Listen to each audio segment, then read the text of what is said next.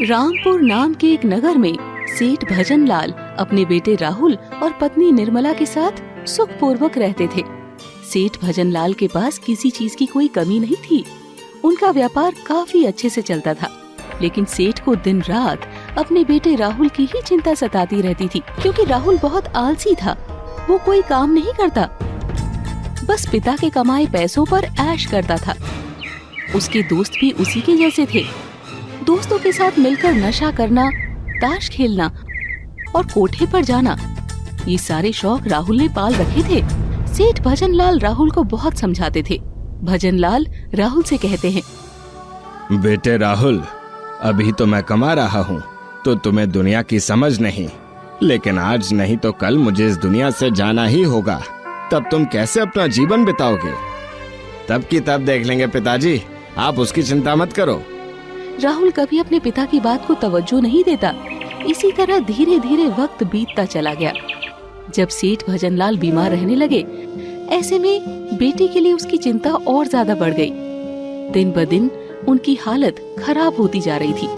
ऐसे में एक दिन उसने अपनी पत्नी से कहा, निर्मला, राहुल को समझा समझा कर मैं थक चुका हूँ, लेकिन वो मेरी बातें नहीं समझता।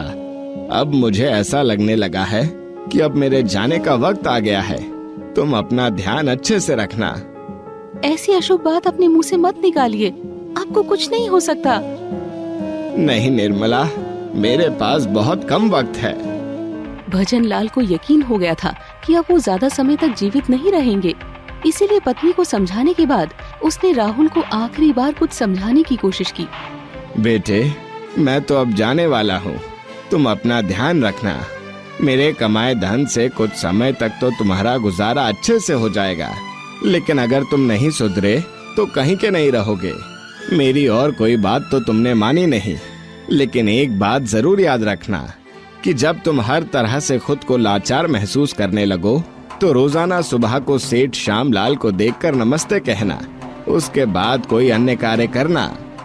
ठीक है पिताजी, मैं आपकी इस बात को जरूर याद रखूंगा। कुछ दिनों बाद सेठ भजनलाल स्वर्ग से धार गए। उनका श्राद्ध कर्म काफी अच्छे से किया गया। उनके आत्मा की शांति के लिए दान पुण्य भी किए गए। कुछ दिनों तक परिवार में दुख का माहौल रहा, लेकिन धीरे धीरे फिर से सब अपने आप में व्यस्त हो गए। राहुल अब और ज्यादा आजाद हो गया था, क्योंकि अब उसे कोई कुछ कहने वाला नहीं था। पिता के कमाई संपत्ति पर ऐश करने लगा, लेकिन ये सब ज्यादा दिनों तक नहीं चल पाया। कुछ ही सालों में उसके पिता की सारी संपत्ति को अपने ऐश व आराम में खर्च कर दिया।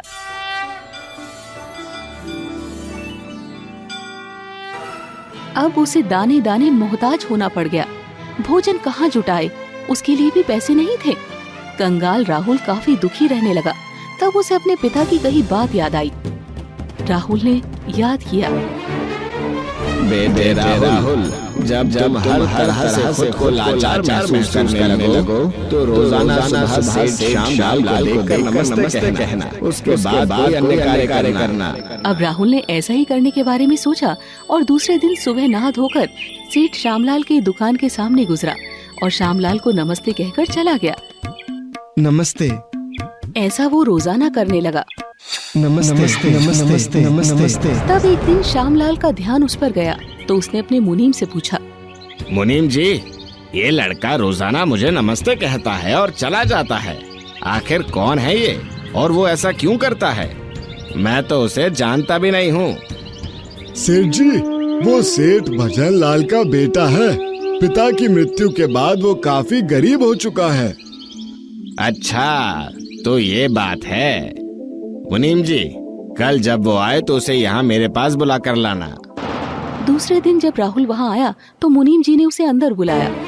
राहुल, आपको सेठ जी ने बुलाया है, वो आपसे मिलना चाहते हैं। राहुल अंदर सेठ के पास जाता है। नमस्ते सेठ जी। तुम सेठ भजनलाल के बेटे हो? जी। तुम इस तरह रोज मुझे नमस्ते करके क्यों जाते हो? जी, मेरे पिताजी ने मुझसे कहा था जब मेरा बुरा वक्त आए तो मैं रोजाना आपको देखूं और नमस्ते करूं। क्या तुम्हें मुझसे किसी चीज की जरूरत है? किसी तरह का व्यापार करना चाहो तो मैं तुम्हारी मदद कर सकता हूँ। आपका बहुत बहुत धन्यवाद सेठ जी, लेकिन मेरा ऐसा कोई उद्देश्य नहीं है। मैं तो अपने पिता की आज्ञा का पालन कर रहा हूँ। ठीक है, तुम्हें कभी किसी चीज की जरूरत हो तो मुझे अवश्य कहना, लेकिन एक बात सच सच बताओ कि तुम्हारी ऐसी हालत कैसे हो गई? तुम्हें पिता ने तो बहुत सारी संपत्ति की थी। सेठ जी, अब मैं क्या कहूँ, मेरी संगत बहुत गलत लोगों के साथ थी। गलत आदतों की वजह से मैं डूब गया और आज मेरे पास कुछ भी नहीं है। कौन सी ऐसी बुरी आदतें हैं तुम में? जुआ खेलना, शराब पीना, नाचने वाली के यहाँ जाना। सेठ श्यामलाल मन ही मन सोचते हैं। लगता है सेठ भजनलाल चाहते थे कि मैं उनके बेटे को सही रास्ते पर लाऊं। मैं ऐसा जरूर करूंगा। आप क्या सोच रहे हैं सेठ जी? कुछ नहीं बेटे, मुनीम जी तुम्हें रोजाना 100 रुपए देंगे। तुम उससे अपने जरूरत का कार्य करना। मुनीम जी, राहुल को रोजाना 100 रुपए दे दिया करना। जी ठीक है सेठ जी। अब जब राहुल उनकी दुकान के पास से गुजरता तो मुनीम जी उसे 100 रुपए दे दिया करते। अब बिना मेहनत के फिर से पैसे मिलने लगे तो राहुल की ऐश हो गई। दोस्तों के साथ महफिल जमाने लगा, नाश्ता पानी करता और जुआ भी खेलता। एक दिन श्यामलाल ने उससे पूछा, कहो क्या हाल है राहुल? मैं बहुत खुश हूँ सेठ। आपके दिए हुए पैसे की वजह से मुझे किसी तरह की कोई परेशानी नहीं है। अच्छा, तो ये मजे कर रहा है, इसे कोई फर्क ही नहीं पड़ रहा है। इसे सबक सिखाना पड़ेगा। राहुल, क्या तुम मेरी एक बात मानोगे? जरूर सेठ जी, आप कहिए तो सही। तुम आज अपने दोस्तों से पूछना कि वो कितने समय से जुआ खेल रहे हैं और उन्होंने अब तक कितने पैसे जीते। सेठ की बात मानकर राहुल ने अपने दोस्तों से पूछा कि वो कितने समय से जुआ खेल रहे हैं और उन्होंने अब तक कितने पैसे जीते। अरे हमारा तो सारा जीवन ही इसी में चला गया, और जहाँ तक जीतने की बात है तो जितना कमाते हैं उससे ज्यादा तो चला भी जाता है। बचत के नाम पर ठन ठन गोपाल, हमारे पास तो कुछ भी नहीं है। एक दूसरे के भरोसे ही जिंदगी जैसे तैसे कट रही है। अबे तू तो शुरुआत से ही हमारे साथ जुआ खेलता है। क्या तुमने कभी कुछ कमाया जो हमसे पूछ रहा है? इस बात ने राहुल की बुद्धि खोल दी। वो सोचने पर मजबूर हो गया कि पिता की सारी संपत्ति उसने गंवा दी, लेकिन उसे कुछ हासिल नहीं हुआ। अब उसने मन ही मन ठान लिया कि अब वो कभी जुआ नहीं खेलेगा। दूसरे दिन वो सेठ जी श्यामलाल के पास गया और बोला, काका, आपके कहे अनुसार मैंने अपने दोस्तों से सवाल किया तो मेरा दिमाग खुल गया।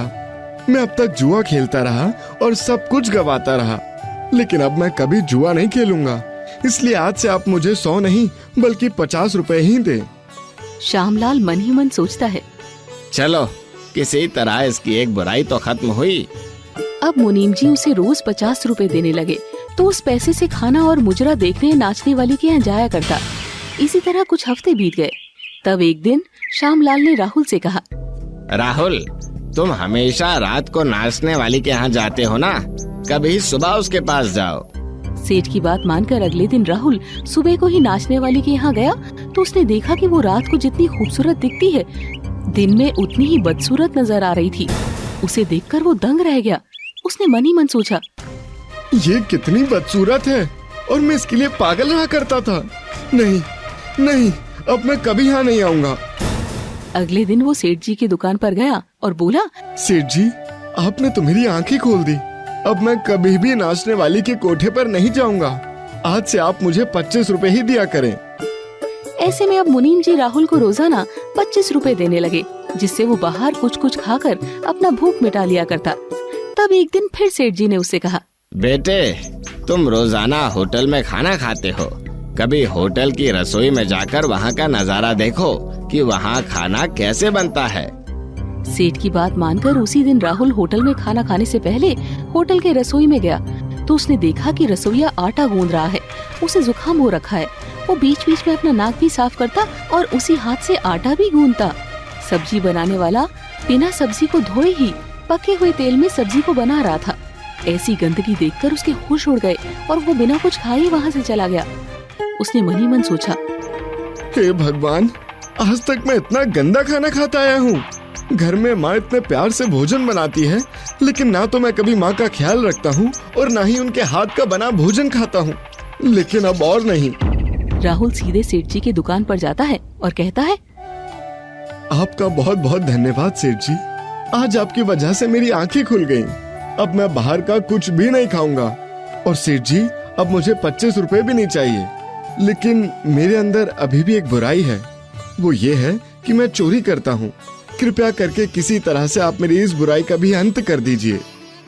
अगर ऐसी बात है तो रात में राजमहल में जाकर राजा के पलंग से 4 हीरे चुरा लाना। सेठ की आज्ञा मानकर राहुल रात को चोरी करने निकल पड़ा। तो राजा भी उस वक्त वेश बदलकर घूम रहा था। कौन हो तुम? मैं चोर हूँ। मैं भी चोर हूँ। चलो हम दोनों मिलकर चोरी करते हैं। एक से भले दो। क्यों, क्या कहते हो तुम? ठीक है, ऐसा करो, तुम राजा के महल के बाहर रुको। मैं अंदर जाकर राजा के पलंग से 4 हीरे चुरा कर लाता हूँ। अगर कोई आए तो मुझे इशारा कर देना। इसके बाद राहुल अंदर चला जाता है। बहुत चालाकी से वो राजा के पलंग से 4 हीरे निकाल लाता है और उसमें से 2 हीरे राजा को देता है और 2 अपने पास रख लेता है। ऐसे में राजा मन ही मन सोचता है कि ये तो बड़ा होशियार और ईमानदार है। सुबह होने पर राहुल सेठ के पास जाता है और हीरे दिखाकर सारी बात बताता है। इधर राजा के महल में सबको पता चल जाता है कि रात को महल में चोरी हुई है। तब राजा मंत्री को आदेश देता है, मंत्री जी, जाकर पता कीजिए कि महल से क्या कुछ चोरी हुआ है। मंत्री के मन में लालच आ जाता है। वो सोचता है राजा को तो कुछ भी पता नहीं है। इसीलिए वो तिजोरी से ढेर सारे जेवरात अपने घर भेज देता है और राजा को आकर कहता है, महाराज, पलंग से 4 हीरे और तिजोरी से ढेर सारे गहनों की चोरी हुई है। राजा को तो पता था कि चोर ने सिर्फ पलंग से 4 हीरे ही चुराए हैं। ऐसे में राजा समझ जाता है कि तिजोरी से गहने मंत्री जी ने गायब किए हैं। ऐसे में राजा पूरे नगर में घोषणा करवा देता है, महल में जिसने भी चोरी की है वो सामने आए, उसे इनाम दिया जाएगा। ऐसे में ईमानदारी से राहुल सेठ श्यामलाल के साथ महल में आ जाता है और सारी बात बताता है कि उसने पलंग से 4 हीरे चुराए थे। तब राजा अपने सैनिकों को आज्ञा देता है कि मंत्री जी के घर की तलाशी ली जाए। ऐसे में जब मंत्री के घर की तलाशी होती है तो सारे गहने उनके घर से मिलते हैं। तब राजा मंत्री को गिरफ्तार कर कारावास में डलवा देते हैं और राहुल से कहता है, तुम तो बहुत ईमानदार और समझदार हो, फिर ऐसे गलत काम क्यों करते रहते हो? राजा की बात पर सेठ श्यामलाल सारी बातें राजा को बताते हैं। राहुल, मैं तुम्हारी ईमानदारी से बहुत प्रसन्न हूँ, इसलिए मैं तुम्हें इनाम में 200 सोने के सिक्के देता हूँ। इससे तुम अपना व्यापार शुरू करो और पिता का नाम रोशन करो। अब राहुल पूरी तरह से सुधर चुका था। सेठ श्यामलाल की मदद से वो अपना नया व्यापार शुरू करता है और सुखपूर्वक अपना जीवन व्यतीत करने लगता है। एक गांव में मोतीलाल नाम का एक किसान रहता था। मोतीलाल सरस्वती माता का भक्त था और उसकी पत्नी सविता माता लक्ष्मी की रोज पूजा करती थी। इस तरह उसके घर में माँ लक्ष्मी और सरस्वती दोनों का आशीर्वाद था।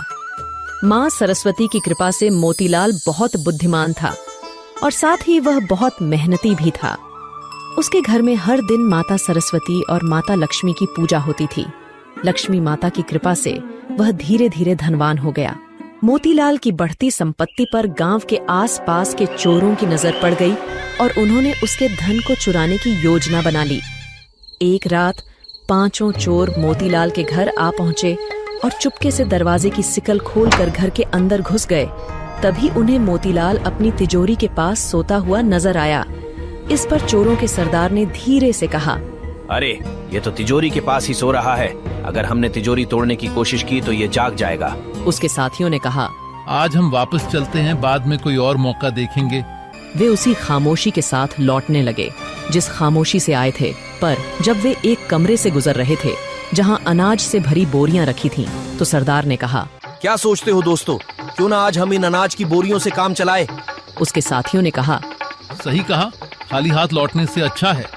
इस पर उनका एक साथी सोचते हुए बोला, पर भाई सोचो, इन बड़ी बोरियों को हम कहाँ रखेंगे? अगर पूरे गांव में तलाशी हुई तो हम पकड़े जाएंगे। इस पर सरदार ने कहा, अरे, तुम तो बिल्कुल बेवकूफ हो। घर में रखने की क्या जरूरत है? हम यहीं से सीधे बाजार जाएंगे और इन अनाज की बोरियों को बेच देंगे। इस पर सभी ने एक एक बोरी उठा ली और बाजार की ओर चल पड़े। लेकिन वे इस बात से अनजान थे कि मोतीलाल ने उनकी योजना सुन ली थी। और वह चुपचाप उनका पीछा कर रहा था। बाजार पहुंचते ही सुबह का उजाला फैलने लगा था और बाजार में लोगों की आवाजाही शुरू हो गई थी। तब मोतीलाल ने देखा कि चारों चोर एक दुकान के पास खड़े थे और अनाज की कीमत पर बातचीत करने जा रहे थे। तो उसने पीछे से आवाज लगाई और कहा, अरे भाई, कितनी दूर तक ये बोरियां ले जाओगे? बस यहीं पर बोरियां रख दो और चले जाओ। जब चोरों ने पीछे मुड़कर देखा तो वे भौचक्के रह गए और पकड़े जाने के डर से उन्होंने बोरियों को वहीं छोड़ दिया और तेजी से भाग निकले। मोतीलाल का तो वैसे भी इरादा था कि वह अनाज बाजार में बेचे, इससे उसे माल ढुलाई के पैसे भी बच गए। इसके बाद मोतीलाल ने वे अनाज की बोरियां एक दुकानदार को अच्छे दाम पर बेच दी और खुशी खुशी पैसे लेकर घर वापस आ गया। इस घटना से चोर और भी ज्यादा खींच उठे और उन्होंने मोतीलाल के घर में चोरी करने की एक नई योजना बनाई। कुछ दिनों बाद वे पांचों चोर फिर से मोतीलाल के घर पर धावा करने पहुंचे, लेकिन चोरों की आवाज से मोतीलाल की नींद खुल गई। आवाज की जांच करने के लिए जब मोतीलाल ने खिड़की से बाहर झांका तो वह तुरंत उन चोरों को पहचान गया और मन ही मन उन्हें सबक सिखाने की एक योजना बना ली। उसने फौरन अपनी पत्नी को जगाया और उसे कुछ योजना समझाई।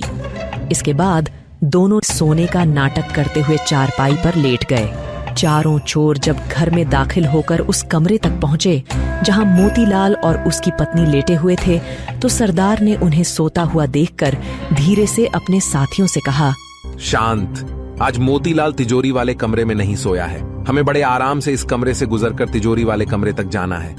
पर जैसे ही चोरों ने उस कमरे से होकर दूसरे कमरे में जाने के लिए कदम बढ़ाया, मोतीलाल की पत्नी चीखते हुए उठी और मोतीलाल को जगाने लगी। अजी सुनो जरा। चोर डर के मारे दरवाजे की ओर छिप गए। मोतीलाल भी आंखें मलते हुए उठ बैठा, मानो सच में अपनी पत्नी के जगाने पर ही जागा हो, और अपनी पत्नी से पूछा, क्या हुआ? हे भगवान, मैं तो बड़ा सुंदर सपना देख रहा था, तुमने सब खराब कर दिया। अभी तो कुछ खराब हुआ नहीं है, लेकिन हो सकता है मगर मेरा डरावना सपना सच हो गया तो? डरावना सपना? कैसा डरावना सपना? अरे मैंने सपने में देखा कि कुछ चोर हमारा सब कुछ चुरा कर ले गए और हम तबाह हो गए। तिजोरी से सारे पैसे और जेवरात जल्दी से निकालकर किसी और जगह पर छुपा दो। यह सुनकर मोतीलाल हंसते हुए बोला, भगवान, तू फिक्र मत कर, मैंने तो इसी चिंता में पहले ही तिजोरी के सारे पैसे और जेवरात को थैले में डालकर खेत के बीच वाले कुएं में छिपा दिए हैं। कौन जाने कब चोर आ जाए और सब कुछ चुरा ले जाए।